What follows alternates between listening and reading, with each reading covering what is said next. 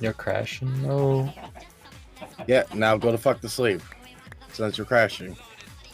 So then on tomorrow, not tomorrow, the day after Friday? tomorrow after Yeah. D&D. Yeah.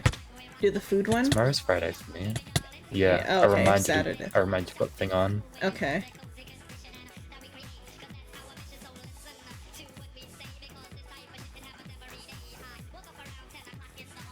Fuck you. How about this? I am also kind of sleepy. After this, I'll put Flyball to sleep. On the, You gotta read him a bedtime story? Nope. We reading? I'm gonna leave. I'm illiterate. I put the book.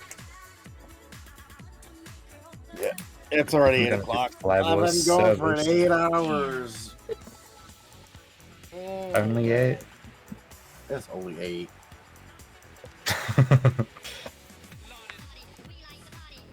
If I reach 500 followers, I'll do 24 hours. Only 500?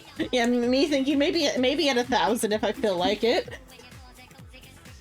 I'm already at 441. I'm thinking maybe for my birthday this year I'll do a 24-hour.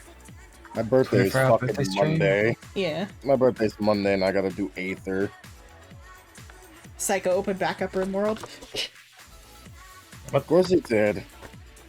Where's... He's not even with us? Bruh. He's gonna feel real bad in 3 months when he watches the VOD. Yeah. Okay. So here's a nighttime story.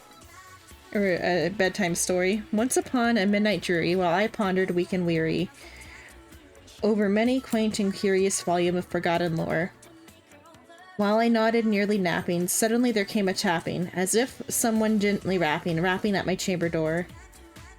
'Tis someone, okay, 'tis some visitor, I muttered, if I could read. Muttered, tapping at my chamber door. Only this and nothing more. Ah, distinctly I remember it was in the bleak December, and each separate dying ember wrought its ghost upon the floor. Eagerly I wished the morrow. Vainly I had sought to borrow from my books surcease of sorrow, sorrow for the lost Lenore, for the rare and radiant maiden whom the angels named Lenore, nameless here forevermore. And the silken, sad, uncertain rustling of each purple curtain thrilled me, filled me with fantastic terrors never felt before. So that now, to still the beating of my heart, I stood repeating, 'tis some visitor entering entrance at my chamber door. Some late visitor entering entrance at my chamber door. This is it. This it is and nothing more. Presently my soul grew stronger, hesitating then no longer. Sir, I said, or madam, truly your forgiveness I implore. But the fact is, I was napping, and so gently you came a rapping, and so faintly you came a tapping at my chamber door. Then I scarce was sure I heard you, or that I was scarce sure I heard you. Here I opened wide the door, darkness there and nothing more.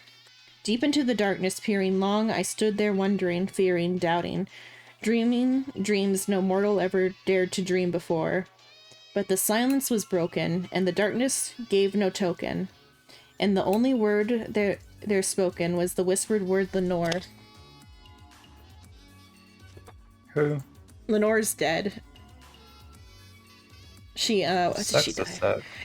He has a separate he has like his like obituary for Lenore in this one too, but or it's a poem about Lenore in this book. He wasn't even like romantically into her. She was just like a really peppy young lady that he found very interesting. Meanwhile, Sheena's drowning me. No, don't worry about it. Don't worry about it. No, don't worry about it. I'm just gonna do this.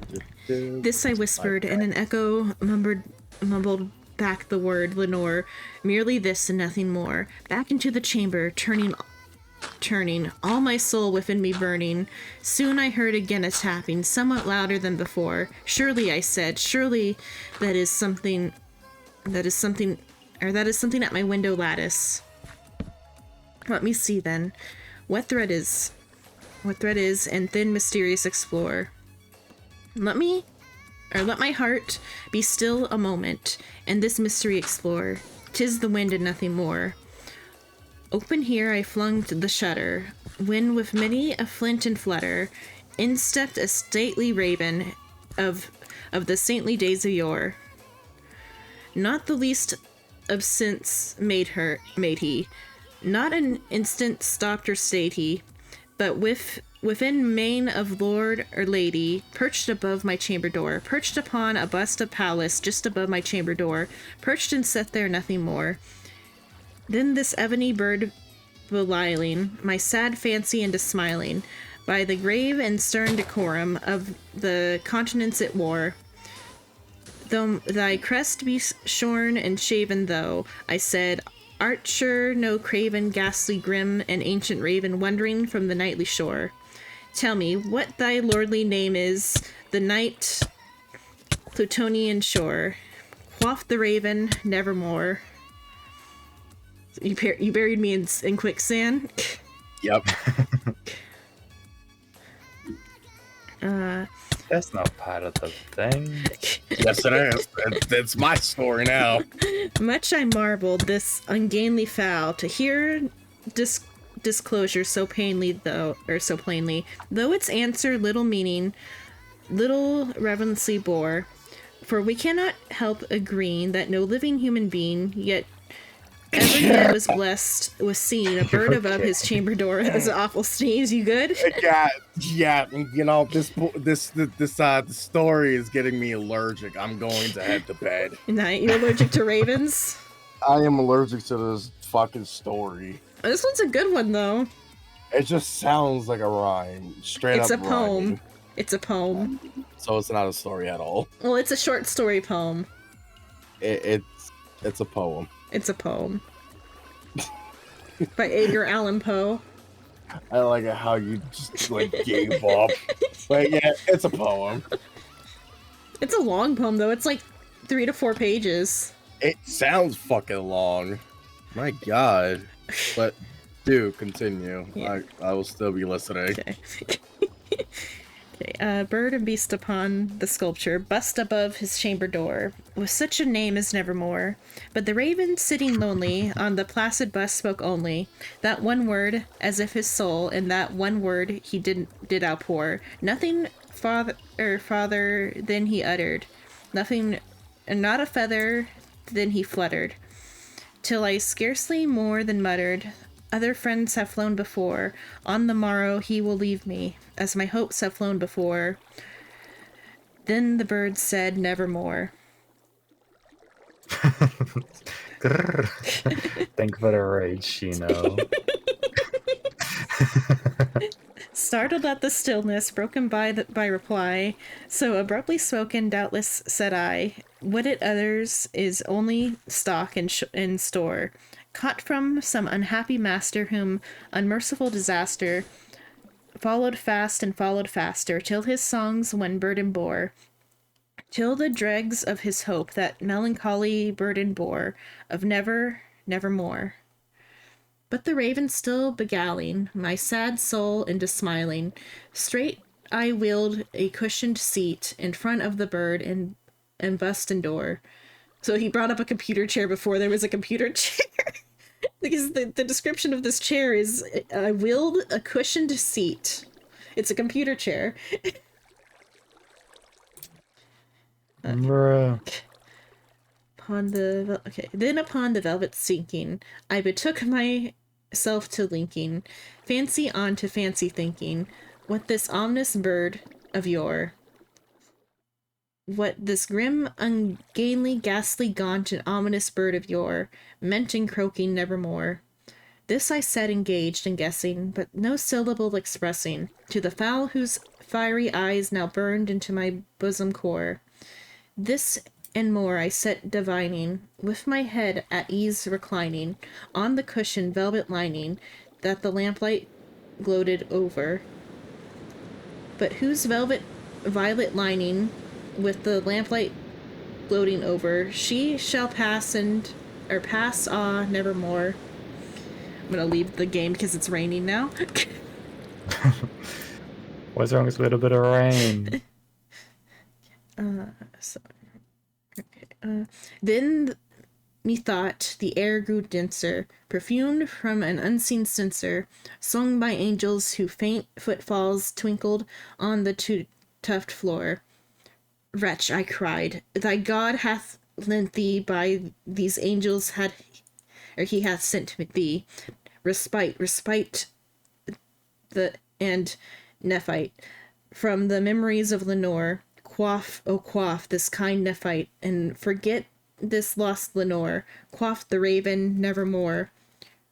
Prophet, said I, thing of evil, prophet still, if bird or devil, whether tempter sent, or whether tempest tossed thee here ashore, desolate yet all undaunted, on this desert land enchanted, on this home by whore haunted. Let me truly, I implore, is there balm and Gilead? Tell me, I implore, quoth the raven nevermore.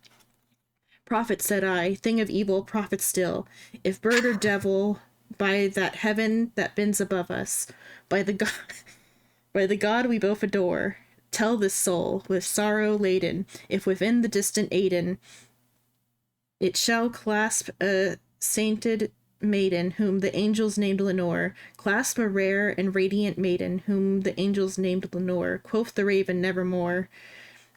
Be that word or sign of parting, bird or friend, I shrieked upstarting, get thee back into Tempest and the night's Platonian shore. Leave no black plume as a token of that lie that thy soul hath spoken. Leave my loneliness unbroken. Quit the bust above my door. Take thy break from out my heart, and take thy form from off my door, quoth the raven nevermore. And the raven never flitting, still is sitting on the pallid bust of Pallas just above my chamber door. And his eyes have all. Flip a page? Yeah, yeah. This is the last page. This is the last stanza. And his eyes have all the seeming of a demon's that is dreaming, and the lamp light over him streaming throws his shadow on the floor, and my soul from out that shadow that lies floating on the floor shall be lifted nevermore. 1947. What? That's from 1947. That was The Raven by Edgar Allan Poe.